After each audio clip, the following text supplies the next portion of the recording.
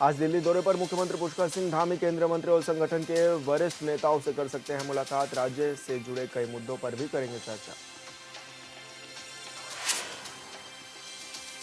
उत्तराखंड में निकाय चुनाव को लेकर प्रचार में जुटी पार्टियां, अब दिग्गजों को मैदान में उतारेगी बीजेपी और कांग्रेस। बागियों की वजह से बढ़ सकती हैं मुश्किलें। नैनीताल हाईकोर्ट में निकाय आरक्षण को लेकर अहम सुनवाई। आज कोर्ट में जवाब दाखिल करेगी राज्य सरकार। देहरादून, हल्द्वानी, अल्मोड़ा निगमों के आरक्षण पर कोर्ट में उठाए गए थे सवाल। भगवानपुर में पुलिस और गो तस्करों के बीच मुठभेड़, पैर में गोली लगने से गो तस्कर हुआ घायल। गोकशी और चोरी में लिप्त था बदमाश। 14 जनवरी को खुलेंगे आदिबद्री मंदिर के कपाट। मकर संक्रांति के अवसर पर सभी श्रद्धालु कर सकेंगे दर्शन। साल में 1 महीने के लिए बंद किए जाते हैं कपाट।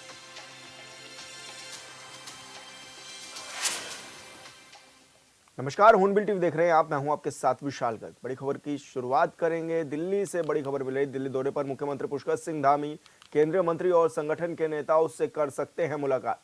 राज्य के तमाम मुद्दों को लेकर भी होगी चर्चा।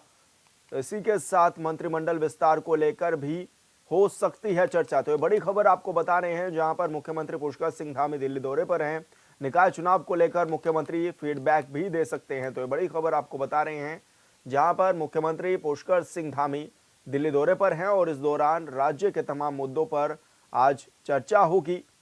केंद्रीय मंत्री और संगठन के वरिष्ठ नेताओं से मुलाकात आज हो सकती है मुख्यमंत्री पुष्कर सिंह धामी की, और मंत्रिमंडल विस्तार को लेकर भी चर्चा हो सकती है। और संवाददाता अरुण सैनी हमारे साथ फोन लाइन पर जुड़ गए हैं। अरुण, क्या कुछ जानकारी मिल रही है? किस तरह का ये दौरा खास माना जा रहा है मुख्यमंत्री पुष्कर सिंह धामी का? जी विशाल, बिल्कुल मुख्यमंत्री पुष्कर सिंह धामी दिल्ली दौरे पर हैं और दिल्ली में मुख्यमंत्री पुष्कर सिंह धामी केंद्रीय मंत्रियों से और संगठन के नेताओं से बातचीत भी जो है वहां पर कर सकते हैं। इसी के साथ साथ ही ये भी जा रहा है कि राज्य के विषयों को लेकर के भी चर्चा मुख्यमंत्री पुष्कर सिंह धामी वरिष्ठ नेताओं से, केंद्रीय नेताओं से कर सकते हैं। इसी के साथ साथ ही मंत्रिमंडल विस्तार को लेकर के भी जिस तरीके से सुगबुगाहट तेज हो रही है, तो मंत्रिमंडल विस्तार को लेकर के भी चर्चा संभव मानी जा रही है, क्योंकि अब ये माना जा रहा है कि इसी माह जो है मंत्रिमंडल का विस्तार जो है वो हो सकता है, क्योंकि 4 पद अभी तक रिक्त पड़े हैं। तो ऐसे में इसको लेकर के भी चर्चा केंद्रीय नेताओं से मुख्यमंत्री पुष्कर सिंह धामी करते हुए दिखाई देंगे। इसी के साथ साथ ही निकाय चुनाव को लेकर के भी फीडबैक मुख्यमंत्री पुष्कर सिंह धामी केंद्रीय नेताओं को दे सकते हैं। किस तरीके की तैयारियां निकाय चुनाव में चल रही है, किस तरीके से आगे और रणनीति बनानी है, इसको लेकर भी चर्चा मुख्यमंत्री पुष्कर सिंह धामी वहां पर जो है वो कर सकते हैं। अरुण, क्या माना जा रहा है? क्योंकि एक तरफ तो लगातार निकाय चुनाव का दौर भी है, दूसरी तरफ जिस तरह से बागियों के तेवर भी बदले बदले नजर आ रहे हैं, तो ऐसे में क्या बागियों पर भी चर्चा हो सकती है? क्योंकि कई बड़े नेता ऐसे हैं जो बीजेपी के खेमे में भी नाराज हैं। जी विशाल, बिल्कुल देखिए, बागियों को लेकर के बागियों ने टेंशन जरूर राजनीतिक दलों की बढ़ाई है। भारतीय जनता पार्टी में भी कई बागी हैं जिन्होंने अपना पर्चा दाखिल किया। ऐसे में भारतीय जनता पार्टी उन पर कार्यवाही भी करने की तैयारी कर रही है। तो ऐसे में इसको लेकर के भी ये फैसला हाईकमान लेगा, तो हाईकमान ही जो है पार्टी से निष्कासित करने की प्रक्रिया में होता है। तो ऐसे में अब इन लोगों पर क्या कुछ कार्यवाही की जाती है जो बाकी हैं, और ऐसे में इनको अब तक कितना समय दिया जाता है कि ये मानते हैं या नहीं। हालांकि पर्चा वापस नहीं होगा, लेकिन भारतीय जनता पार्टी का कहना है कि कोई भी अगर बागी है वो भी ये कह देगा कि वो भारतीय जनता पार्टी के प्रत्याशी का समर्थन करेगा, तो भी जो है उसे पार्टी में रख लिया जाएगा। तो इस तरीके की तमाम चर्चाएं हैं, लेकिन इसको लेकर भी चर्चा मुख्यमंत्री पुष्कर सिंह धामी जो है वो कर सकते हैं। अरुण, लगातार लंबे समय से जिस तरह से मंत्रिमंडल विस्तार को लेकर भी लगातार चर्चाएं सामने आती हैं, तो क्या लग रहा है कि इस बार इस विषय पर भी चर्चा हो सकती है? क्योंकि अक्सर ये देखा जाता है कि कई बार ये सूत्रों के हवाले से जानकारी मिलती है कि अब जल्दी ही विस्तार हो सकता है मंत्रिमंडल का। जी विशाल, बिल्कुल देखिए, अब एक बार फिर जिस तरीके से प्रदेश में सुगबुगाहट है कि जल्दी मंत्रिमंडल का विस्तार जो प्रदेश में हो सकता है, तो इसको लेकर के भी चर्चा संभव मानी जा रही है। और माना ये भी जा रहा है कि जब दिल्ली दौरे से मुख्यमंत्री पुष्कर सिंह धामी लौटेंगे, तो इसको लेकर कुछ सकारात्मक चीजें निकलकर सामने आएंगी, जो मंत्रिमंडल विस्तार को लेकर के चर्चाएं जो है वो चल रही है। बिल्कुल अरुण, आप बने रहिए हमारे साथ। और देहरादून से बड़ी खबर, निकाय चुनाव को लेकर प्रचार में जुटी पार्टियां अब दिग्गजों को मैदान में उतारेगी बीजेपी और कांग्रेस। बागियों ने बढ़ाई बीजेपी और कांग्रेस की टेंशन। तो ये बड़ी खबर आपको बता रहे हैं, जहां पर बागियों की वजह से दोनों ही दलों को हो सकती हैं मुश्किलें। बागियों पर गिरेगी पार्टी हाईकमान की गाज। तो बड़ी खबर आपको बता रहे हैं, जहां पर अब एक तरफ दिग्गजों को मैदान में उतारेगी पार्टियां, तो दूसरी तरफ बागियों पर भी कार्रवाई संभव है। और बागियों ने लगातार टेंशन भी बढ़ाई हुई है, चाहे वो कांग्रेस हो या फिर बीजेपी। दोनों ही दलों की इन दिनों टेंशन बढ़ी हुई है। राज्य में निकाय चुनाव होने हैं और ऐसे में पार्टियों के बागियों ने टेंशन भी बढ़ाई हुई है।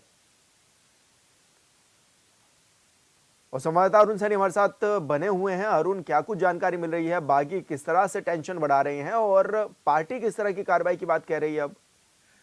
जी विशाल, बिल्कुल देखिए, राजनीतिक दल चुनाव प्रचार प्रसार में जुट चुके हैं। भारतीय जनता पार्टी हो या कांग्रेस, मुख्यतः दोनों ही दलों में मुकाबला सीधे सीधे तौर पर देखने को मिल रहा है। हालांकि पार्षद पद के लिए एक त्रिकोणीय मुकाबला या चौतरफा मुकाबला भी देखने को मिल रहा है, लेकिन मेयर पद को लेकर के अमूमन तौर पर जो है भारतीय जनता पार्टी और कांग्रेस के बीच में ही मुख्यतः मुकाबला देखने को मिल रहा है। ऐसे में दोनों ही प्रचार प्रसार में जुड़ चुके हैं, लेकिन सबसे ज्यादा बागी भी इन दोनों ही दलों में है, चाहे वो भारतीय जनता पार्टी हो या फिर कांग्रेस। तो दोनों ही दलों के लिए बागियों ने चिंता बढ़ाई है और इससे जो है चिंता पार्टी की बढ़ी है। तो ऐसे में बागियों को समझाने बुझाने में, उन पर कार्यवाही की भी चेतावनी राजनीतिक दलों के द्वारा दी गई है। तो ऐसे में भारतीय जनता पार्टी अब बागियों को मनाने में भी जुटी हुई है और अब ऐसे में उन पर कार्यवाही करने की तैयारी भी भारतीय जनता पार्टी कर रही है। इसी तरीके से कांग्रेस पार्टी के भी जो बागी हैं, कांग्रेस पार्टी ने भी पहले उन्हें समझाया और कांग्रेस पार्टी भी उन पर कार्यवाही करने की तैयारी में है। तो ऐसे में बागियों को लेकर के भी दोनों ही दलों में जिस तरीके से उठापटक चल रही है, दोनों ही दलों में हलचलें तेज हैं और दोनों ही दल चिंता में भी हैं और दोनों ही दलों का समीकरण भी बिगाड़ सकते हैं। बागी जिस तरीके से तमाम बागियों ने जो है वो पर्चे भी दाखिल किए, तो इसको लेकर तमाम चर्चाएं भी चल रही है। हालांकि दोनों ही दल अपने प्रचार प्रसार में जुटे हुए हैं और अब दिग्गजों को मैदान में उतारने की तैयारी भारतीय जनता पार्टी और कांग्रेस दोनों ही दल कर रहे हैं। भारतीय जनता पार्टी पदाधिकारियों से लेकर सांसद, कैबिनेट मंत्री, मुख्यमंत्री, प्रदेश अध्यक्ष को भी मैदान में जो उतारने जा रही है प्रचार प्रसार के लिए। इसी तरीके से कांग्रेस पार्टी भी तैयारी कर रही है, प्रचार प्रसार में दिग्गज नेताओं को लड़ाया जाए, तैयार किया जाए और उन्हें जिम्मेदारी सौंपी जाए। इसी के साथ साथ कहां कहां पर कौन वरिष्ठ नेता प्रचार प्रसार करेगा, इसकी तैयारी भी कांग्रेस पार्टी करती हुई दिखाई दे रही है। लेकिन अरुण, ऐसे में मुद्दे ऐसे कौन से हैं जो इस बार हावी दिखाई दे रहे हैं और लग भी रहा है, क्योंकि लगातार एक पार्टी को छोड़कर दूसरी पार्टी में जाने का लगातार दौर भी, सिलसिला भी चलता हुआ नजर आ रहा है। तो ऐसे में क्या माने कि मुद्दे ज्यादा हावी रहेंगे या फिर जो गठजोड़ की राजनीति है वो ज्यादा हावी रहेगी? जी विशाल, देखिए, जिस तरीके से चुनाव है तो चुनाव में मुद्दे हो या फिर गठजोड़ की राजनीति हो या फिर समीकरण हो, सभी चीजें मायने रखती हैं और सभी चीजों का तमाम समीकरण बना करके ही जो है चुनाव लड़ा जाता है। ऐसे में जिस तरीके के समीकरण बन रहे हैं, समीकरण बिगड़ भी रहे हैं और जो अन्य दल हैं उनके चुनाव लड़ने से पार्टियों के समीकरण बिगड़ रहे हैं और ऐसे में जो मुख्य दल हैं उनके समीकरण काफी बिगड़ते हुए दिखाई भी दे रहे हैं। तो ऐसे में इसको लेकर समीकरण तैयार किया जाए। हालांकि जहां तक मुद्दों की बात है तो ये स्थानीय चुनाव है और ऐसे में जो है मुद्दे भी जो है स्थानीय होंगे। तो इन तमाम मुद्दों को लेकर के भी कांग्रेस पार्टी जनता के बीच में जा रही है, तो वहीं भारतीय जनता पार्टी अपनी उपलब्धियों को लेकर के जनता के बीच में जा रही है। और ऐसे में जब चुनाव आगे आगे बढ़ेगा तब तमाम चीजें स्पष्ट होंगी कि आखिर जनता का मूड क्या है और किस तरीके से जनता इस बार वोट करने का काम करेगी। बिल्कुल अरुण, बहुत शुक्रिया आपका तमाम जानकारी साझा करने के लिए। दिल्ली देहरादून एक्सप्रेसवे के 2 खंडों का उद्घाटन जल्द हो सकता है। इस हफ्ते वाहनों के लिए ये रास्ते खोल भी दिए जाएंगे। दोनों खंड 32 किलोमीटर लंबे हैं। एक्सप्रेसवे के दोनों खंड दिल्ली में एलिवेटेड हैं, 17 किलोमीटर का हिस्सा। और तो ये बड़ी खबर आपको बता रहे हैं, जहां पर गाजियाबाद बागपत में आता है शेष 15 किलोमीटर का हिस्सा। जल्द होगा उद्घाटन। अब तारीखों का ऐलान भी किया जाएगा। और NHAI अध्यक्ष ने एक्सप्रेसवे का पिछले दिनों निरीक्षण भी किया था। तो जल्द ही यात्रियों की सुविधा के लिए दिल्ली देहरादून हाईवे को खोल दिया जाएगा और 17 किलोमीटर का ये हिस्सा है जिसके खुलने से काफी लाभ जो है वो लोगों को मिलेगा। और संवाददाता योगेश आर्या हमारे साथ फोन लाइन पर बने हुए हैं। योगेश, कितना फायदा मिलेगा इससे स्थानीय लोगों को और आवाजाही करने वाले पर्यटकों को? देखिए विशाल, बिल्कुल बता बता दूं कि दिल्ली देहरादून एक्सप्रेसवे के 2 खंड जो है उद्घाटन के लिए तैयार हैं और उनका जल्द ही उद्घाटन हो सकता है। ऐसे में उम्मीद जताई जा रही है कि सप्ताह एक्सप्रेसवे के दोनों खंडों को वाहनों के लिए खोल दिया जाएगा और इसका उद्घाटन किया जाएगा। वहीं देखिए, इसमें अगर बात करें तो एक्सप्रेसवे में 9 खंड में 32 किलोमीटर का ये एरिया आता है और 17 किलोमीटर की बात की जाए तो एलिवेटेड हिस्सा दिल्ली का है, शेष 15 किलोमीटर का हिस्सा गाजियाबाद और बागपत में आता है, जो मवी कला एक्सप्रेस को जो जोड़ता है। तो वहीं इसको जल्द जो है उद्घाटन की तैयारियां की जा रही हैं, तारीख का ऐलान हो सकता है। हालांकि बता दूं कि शनिवार देर रात पूरी तैयारियां कर ली गई थी। रविवार को बताया जा रहा था कि उद्घाटन किया जाएगा, लेकिन अचानक से उस कार्यक्रम को जो रद्द किया गया था। उसके बाद जो है अब नई तारीख का ऐलान हो सकता है। नशाई अध्यक्ष जो है एक्सप्रेसवे के, उन्होंने जो है इसके दोनों खंडों का जो है पिछले कुछ दिनों में निरीक्षण किया था और पूरा जायजा लिया था, एक एक व्यवस्था को परखा था और तमाम जो कमियां थी उनको जो है दूर करने के लिए कहा गया था। वो सब तैयारियां हो चुकी हैं। अब एक्सप्रेस से खुलने पर जो बड़ी संख्या में जो वाहन चालक है उनको बड़ा लाभ मिलेगा और जिस तरह से पहले उन्हें अन्य रास्तों से काफी समय लगता था, अब वो समय नहीं लगेगा। दिल्ली से जो है बागपत तक का समय जो है वो बहुत कम समय में जो है वहां पहुंच पाएंगे। उसके बाद देखिए, देहरादून में भी एक पहाड़ी क्षेत्र में एलिवेटेड हाईवे है जिसको बनाया जा रहा है, उसको भी जल्द जो है खोलने की तैयारी की जा रही है। तो निश्चित तौर पर जो इस तरह से एलिवेटेड हाईवे को बनाया जा रहा है तो आने वाले समय में यात्रा सुगम होगी और कम समय लगेगा। जी योगेश, जिस तरह से ग्रीन कॉरिडोर पूरी तरह से बनाया गया है, ऐसे में जो जंगली जानवर हैं उनको भी कोई हार्म नहीं होगा, तो क्या माना जाए कि उनकी भी देखरेख होगी और साथ ही जो आवाजाही करने वाले लोग हैं उनको भी बेहतर सुविधाएं मिल सकेंगी, क्योंकि जो 45 मिनट का रास्ता था वो मात्र अब 10 मिनट का रह जाएगा। हाँ देखिए, बिल्कुल जिस तरह से देखा जाए कि इस बनाया गया था, जब ये इसके लिए कार्य शुरू किया गया था, उसी दौरान जो है परिवहन मंत्री नितिन गडकरी ने जो है उन्होंने जो है हवाई सर्वेक्षण किया था और उस दौरान जो है उन्होंने पूरी जानकारी ली थी कि जो क्षेत्रीय क्षेत्र है वो पूरा तरीके से जंगल है और ऐसे में जो जंगली जानवर है वो इससे आवाजाही रहती होगी, तो उनको किसी प्रकार का नुकसान न पहुंचे, तो उतनी ऊंचाई रखी जाए कि आसानी से जो वाहन है वो ऊपर से चल सके एलिवेटेड हाईवे से, और नीचे उनको जो भी वाहन जंगली जानवर है उनको किसी प्रकार की समस्या ना आए जो जानवर है। तो ऐसे में इसी को लगते हुए जो है पूरा सर्वेक्षण किया गया था और पूरी तरीके से उसके खाका तैयार होने के बाद उसी तरीके से उसको प्रारूप दिया गया है और उसी तरह से एलिवेटेड को जो है तैयार किया गया है और ऐसे में अंतिम रूप दिया जा रहा है। तो माना जा रहा है कि जल्द ही इसको भी पूरा करने के बाद इस खंड का भी जो है उद्घाटन किया जाएगा। देखिए, हालांकि सहारनपुर से बिहारीगढ़ क्षेत्र से की अगर बात की जाए तो उसमें कुछ हिस्से ऐसे हैं जो शहरी क्षेत्र में आते हैं, वहां पर जो है दुर्घटनाओं का खतरा बना रहता है, इसलिए उसको भी एलिवेटेड किया जा रहा है तोड़ करके।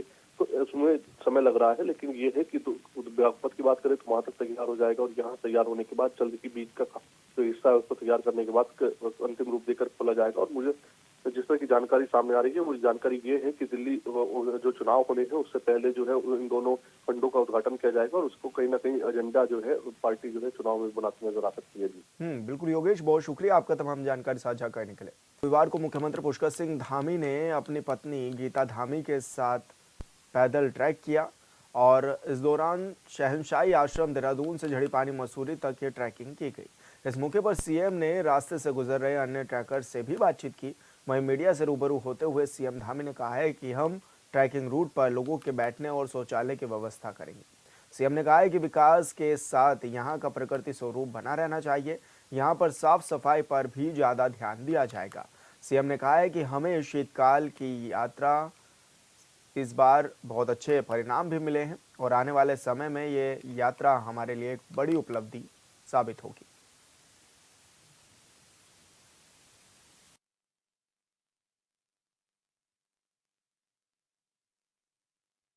मुख्यमंत्री मुख्य सेवक बनने के बाद जरूर मैं पहली बार आया हूँ, लेकिन इस ट्रैक पर मैं पहले भी बहुत बार आया हूँ और ऐसे ट्रैक हमारे पूरे उत्तराखंड के अंदर अनेक स्थानों पर हैं, अनेक डेस्टिनेशन पर हैं और जहाँ डेस्टिनेशन नहीं है वहाँ पर भी बहुत अच्छे ट्रैक हैं। इस ट्रैक में मैंने आज ये देखा कि इस प्रकार के जितने भी ट्रैक हैं पूरे राज्य के अंदर हम उनको थोड़ा और सुविधाजनक बनाएंगे और लोगों के बैठने के लिए रास्ते में टॉयलेट इत्यादि की व्यवस्था, साफ सफाई का विशेष रूप से ध्यान करते हुए और जो इसका नेचुरल लुक है और नेचुरल जो स्ट्रक्चर है वो बना रहे, उसके साथ साथ कुछ सुविधाएं बनाएंगे। और मुझे बहुत सारे ट्रैक करने वाले हमारे जो सीनियर सिटीजन्स थे वो भी मिले, उन्होंने भी सुझाव दिया है कि इसको अच्छा बनाइए लेकिन इसका नेचुरल लुक बना रहना चाहिए।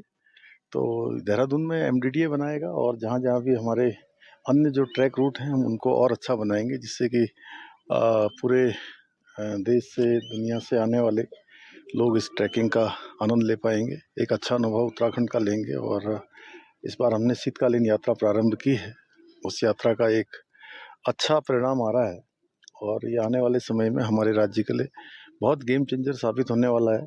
जो दुकानें बंद हो जाती थी, जिनका कारोबार बंद हो जाता था, 6 महीने तक जो है वो बिना किसी काम के रहते थे, उन सभी को अब 6 माह भी काम मिलेगा और पूरे 12 मास अब राज्य के अंदर हमारा टूरिस्ट का आना जाना रहेगा। जहाँ पर टूरिस्ट बिल्कुल बंद हो जाते थे शीतकाल में, वहाँ भी इस बार आए हैं, उसके अच्छे परिणाम आए हैं। देखिए, भारतीय जनता पार्टी की तैयारी बहुत अच्छी है। हमेशा से हमारी पार्टी संगठन आधारित पार्टी है। हमारे सभी कार्यकर्ता, बूथ अध्यक्ष, पन्ना प्रमुख, शक्ति केंद्रों के प्रमुख, हमारे पदाधिकारी जिले के हों, मंडल के हों, प्रदेश के हों, सभी लग के हर चुनाव को जिताते हैं।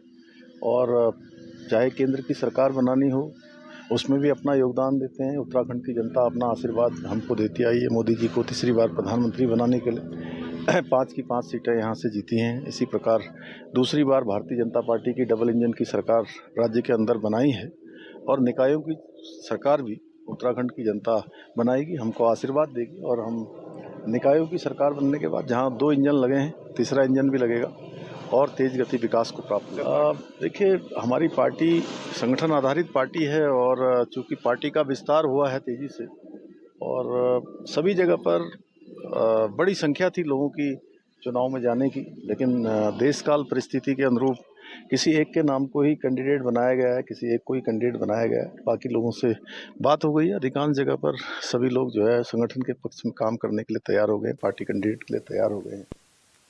पौड़ी नगर पालिका परिषद के चुनाव में अब प्रत्याशियों के बीच आरोप प्रत्यारोप का दौर शुरू हो चुका है। बीजेपी से नगर पालिका चुनाव में अध्यक्ष पद की प्रत्याशी सुषमा रावत ने जीत का दावा किया है, तो बीजेपी की बागी प्रत्याशी कुसुम चमोली ने अपने खिलाफ षड्यंत्र होने का भी आरोप लगाया है। उन्होंने कहा है कि मैदान में दावेदारी करने वाले कार्यकर्ताओं के पैनल को छोड़ पार्टी ने अन्य को प्रत्याशी बना दिया, जबकि इसके लिए पार्टी की ओर से ग्राउंड सर्वे भी किया गया था। उन्होंने कहा है कि उनके खिलाफ चल रहे षड्यंत्र के चलते उन्हें निर्दलीय मैदान में उतरना पड़ा। वहीं मामले में बीजेपी प्रत्याशी सुषमा रावत ने आरोपों को खारिज करते हुए कहा है कि पार्टी ने उन पर भरोसा जताया है।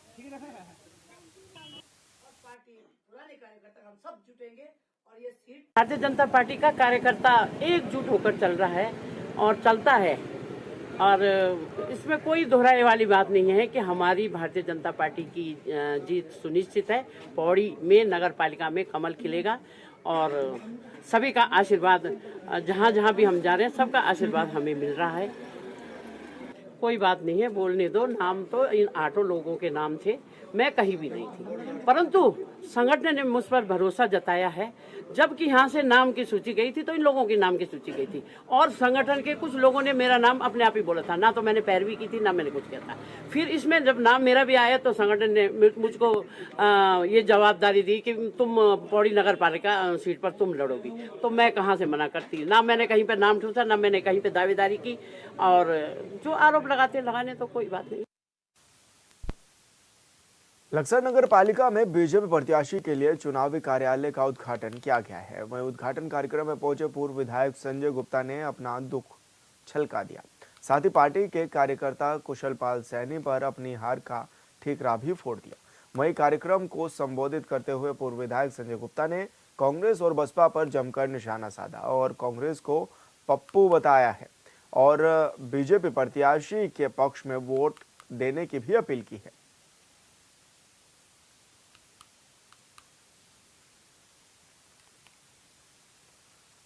उत्तराखंड में साल 2015 में कांग्रेस की सरकार ने इंदिरा अम्मा भोजनालय योजना की शुरुआत की थी। मकसद ये था कि सस्ते दामों पर गरीबों को खाना मिल सके।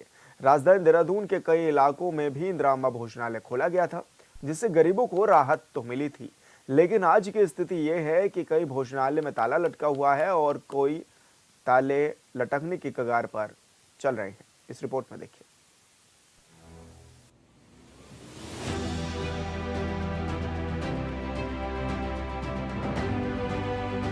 साल 2015 में कांग्रेस की सरकार में उत्तराखंड में इंदिरा अम्मा भोजनालय की शुरुआत की गई थी, जिसमें सस्ते दामों पर गरीबों को भोजन मिल जाता था। लेकिन बीजेपी की सरकार में ऐसा नहीं है। राजधानी देहरादून में ही 5 इंदिरा अम्मा भोजनालय की स्थिति ठीक नहीं है। राज्य के पूर्व सीएम हरीश रावत ने इसे लेकर सरकार की नीतियों पर जोरदार सियासी हमला बोला है।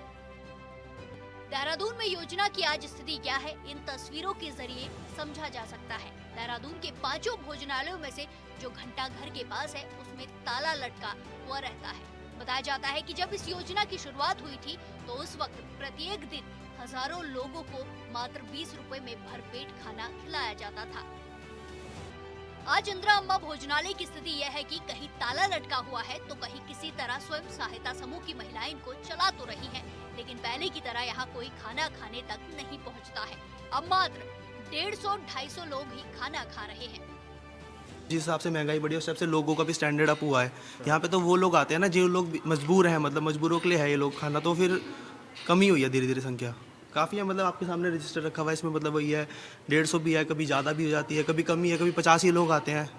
वो उस पर कोई वो नहीं है, मतलब काउंटेबल नहीं है कि अप्रॉक्स पब्लिक आती है, इतना नहीं है। ये अलग बात है कि मौजूदा वक्त में सरकार पंडित दीनदयाल उपाध्याय अंत्योदय ग्रामीण आजीविका मिशन के तहत स्वयं सहायता समूह की महिलाओं को इंदिरा अम्मा भोजनालय चलाने के लिए दे रहे हैं और सब्सिडी भी दे रहे हैं, लेकिन लोगों की संख्या कम होने से और बढ़ती महंगाई के बीच इसे चलाने के लिए महिलाओं को काफी संघर्ष करना पड़ रहा है। बहुत दयनीय स्थिति में है। उस कंसेप्ट के साथ मैं कह रहा हूँ कि आप इंदिरा जी का नाम हटा दीजिए ना। आज ही सावित्रीबाई फुले जी का जन्मदिन है, आप उनके नाम पर कर दीजिए। आप किसी और भाजपाई नाम पर कर दीजिए, कोई भाजपा विजय राजे सिंधिया जी के नाम पर कर दीजिए। लेकिन उस कंसेप्ट जो जिसका उसमें 3 उद्देश्य थे। एक तो पर्वती और उत्तराखंडी जो व्यंजन है उनको आगे लाना था। दूसरा लोअर मिडिल क्लास जो छोटे श्रमिक हैं, जो इधर उधर जिनको हम गिग वर्कर कहते हैं, कहीं किसी की दुकान में काम कर रहे हैं, किसी की और जगह काम कर रहे हैं, उन लोगों को सस्ता खाना देना था। और फिलहाल इस बुलेटिन में इतना ही। आप देखते रहिए हॉर्नबिल टीवी। नमस्कार।